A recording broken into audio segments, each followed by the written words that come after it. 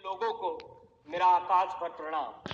मैं धीरेन्द्र सिंह बरेली से आज सदन पटल पर प्रस्तावित विषय पर अपना वक्तव्य देने के लिए उपस्थित हूं। मान्यवर, मैं अपने वक्तव्य को प्रारंभ करने से पहले इस सभा से एक प्रश्न पूछना चाहूंगा। वह कौन सी चीज है जिसे हम देख तो सकते हैं परंतु छू नहीं सकते? महोदय, यही प्रश्न सन 1947 से पहले कक्षा में किया गया था। उस समय विद्यार्थियों ने इसके अनेक अनेक उत्तर दिए। किसी ने कहा कि हम आकाश को देख तो सकते हैं परंतु छू नहीं सकते। किसी ने कहा हम सूरज को देख तो सकते हैं परंतु छू नहीं सकते। लेकिन उसी कक्षा के बाहर खड़े होकर पढ़ने वाला एक छात्र डबडबाई आंखों को लेकर खड़ा हुआ और पानी के भरे हुए घड़े की तरफ देखकर बोला, मैं प्यास से तड़प के मर भी रहा हूं, फिर भी मैं इस पानी के घड़े को देख सकता हूं, छू नहीं सकता, क्योंकि मैं एक अछूत जाति का हूं और वो अछूत जाति का विद्यार्थी कोई और नहीं बल्कि हमारे भारत के संविधान के निर्माता डॉक्टर बाबा साहेब भीमराव अंबेडकर जी थे।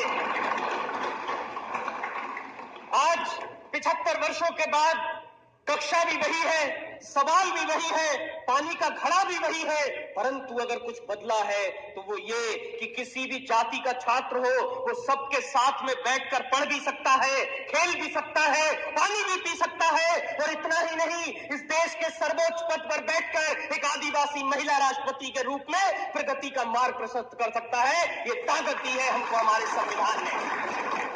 जब जब बात हमारे अधिकारों की आई है तब तब संविधान ने हमारी रक्षा करी है।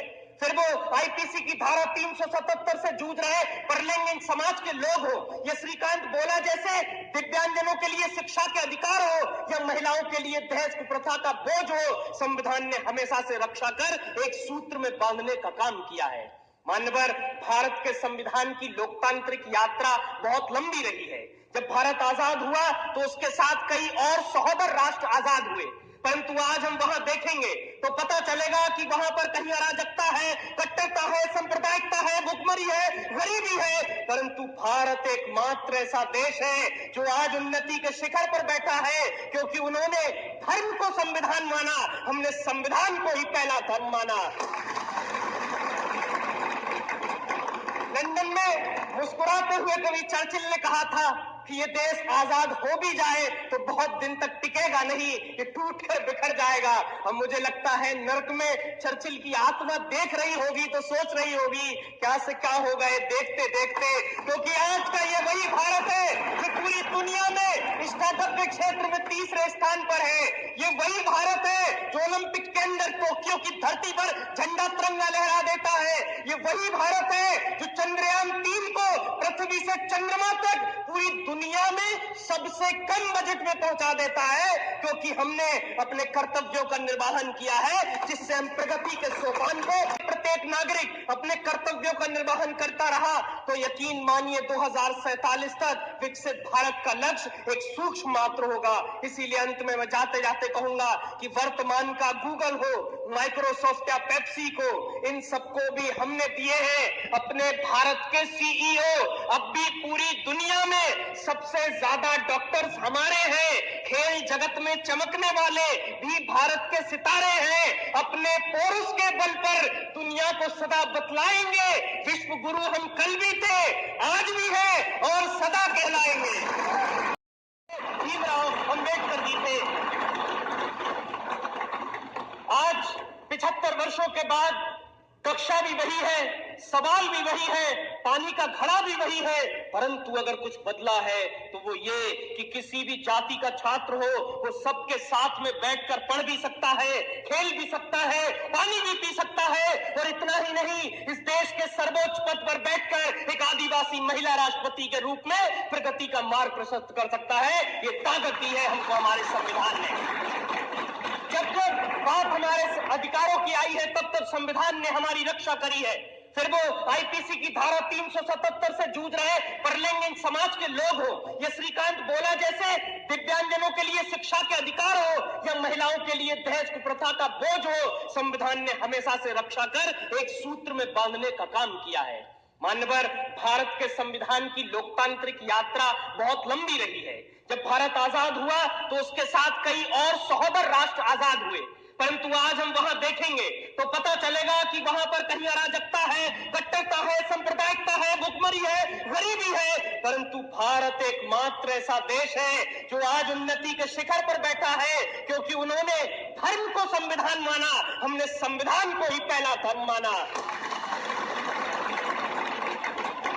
लंदन में मुस्कुराते हुए कवि चर्चिल ने कहा था कि ये देश आजाद हो भी जाए तो बहुत दिन तक टिकेगा नहीं, ये टूट कर बिखर जाएगा।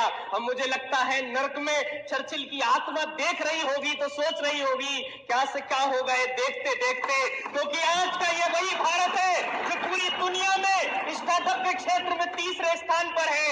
ये वही भारत है जो ओलंपिक के अंदर टोक्यो की धरती पर झंडा तिरंगा लहरा देता है।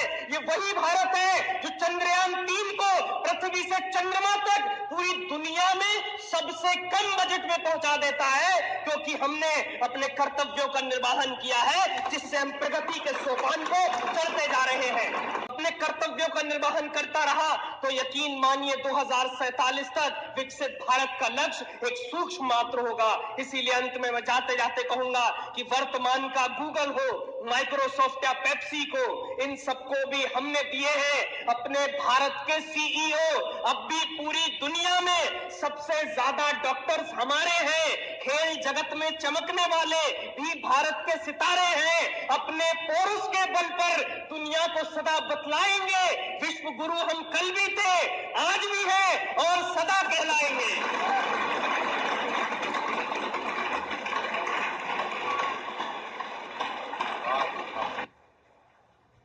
हमारी युवा संसद के विजेता बरेली से श्री धीरेन्द्र सिंह।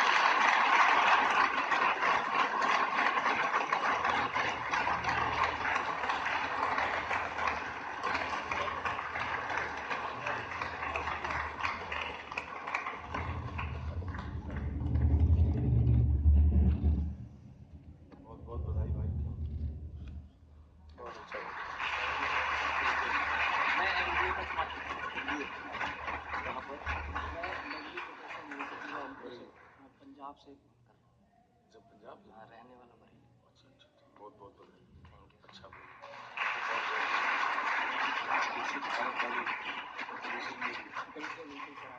बहुत अच्छा।